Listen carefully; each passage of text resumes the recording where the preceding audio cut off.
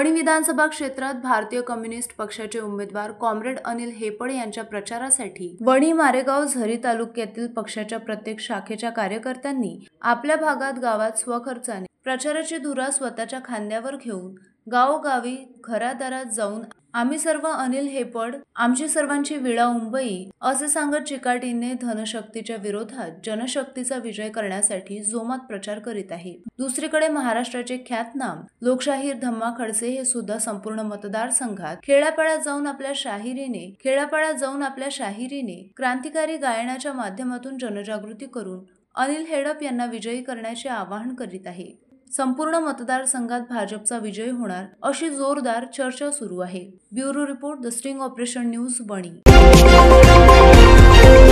The sting operation news, सत्याचे दुसरे नाव, अन्यायावर लेखणीचा घाव।